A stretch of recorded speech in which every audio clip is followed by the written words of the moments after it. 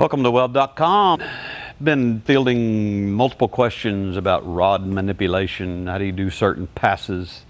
Recently did a demo where we did uphill and downhill, high-low, and I'm going to use this pipe that we ran the route to run a hot pass. I'll show you some technique. I've already ground out the edges here. I'm going to show you some stitch techniques that I personally use. I'll run a couple sticks of 332 70/18 for a fill. I'll run some 1/8 inch. We'll run multiple rods here just to show you, and we'll talk about some simple techniques that may get you by and get you focused on these welds uphill and pipe. All right, rule number one, always remember where the center of the pipe is, because I think, and I watch people do this, and I think they're kind of lost here. They'll start out and they know they're starting at pointing the rod into the center of the pipe, and by the time they get up here, they're like pushing this rod horribly, and they've pretty much lost control of their pool. They're spitting fire out the leading edge, and I don't like to see that. I don't like to see it with MIG welding, especially. Flux core, you really need to know where you're at all the time. So always remember where the center of the pipe is, and as you're doing your manipulations, you have to do this transition, okay? Always remember where the center of the pipe is.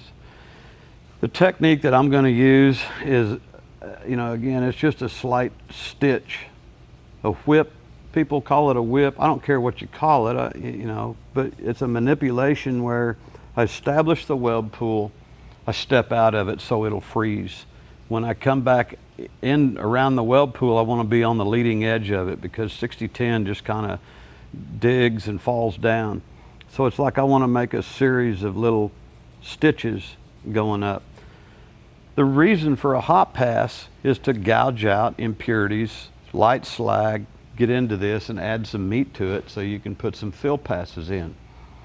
Okay, so I want to start out down here on bottom. I'm going to establish my pool, stitch out of it, and I'm just going to make a light stitch all the way up. I want to talk about amperage briefly. I'm going to run 105. I'm in here close to my machine. I can change my amperage. I'm going to run 105. Recently, somebody commented and said I need to run my hot pass at 111. I don't know what. I laughed at them. You run it wherever you want. Run it where it works. If I'm running off a mobile rig, I'll run everything on the same amperage. I'll run 1/8 inch 60-10 at about 85 amps. I'll run my hot pass at 85 amps and just manipulate my arc. I'll use 332 70/18 if I'm running on schedule 40 pipe. I'll just run them all on the same amperage, okay? It's technique and adjustment, arc length adjustment, I should say.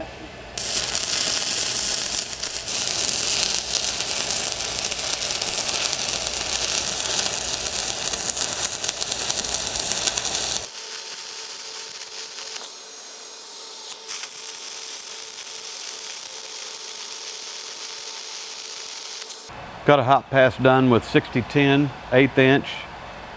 And now I've dropped the amperage back. I'm gonna run 332nd, 70/18. I wanna do a fill pass over the top of this hot pass. Again, I need to remember where the center of the pipe is so that I can make my transition all the time. I do not wanna start the rod and then never do anything.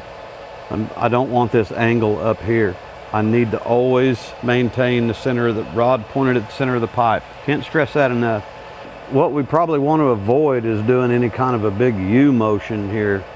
The arc digs, the weld pool sags, we get a high crown of a profile. I like to see things lay in pretty flat.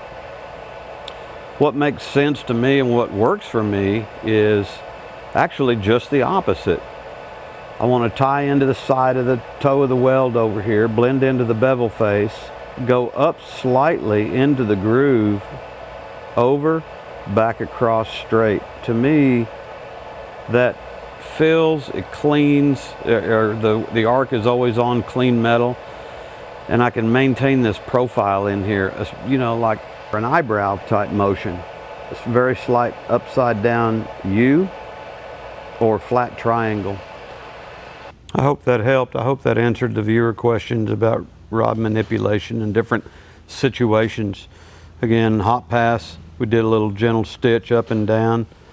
You can go slightly side to side, depends on how much material you want to lay in for your hot pass, what kind of profile you want. The manipulation with the low hydrogen rod was pretty much straight back and forth, just a gentle U or a lazy triangle up into the groove, tie into the sides, and it'll lay in there pretty flat. And it doesn't matter what size rod. That's kind of how I go about it, but then I watch the depth of fill. You can pause on the sides, it'll still lay flat, and you can fill it up. Stringer beads, you just got to watch your transition and your travel speed. Make them nice and round and consistent. So I hope that helped, and I hope that answered the viewer comment, question, and everything. Thanks for watching Weld.com. Check us out on Facebook and Instagram.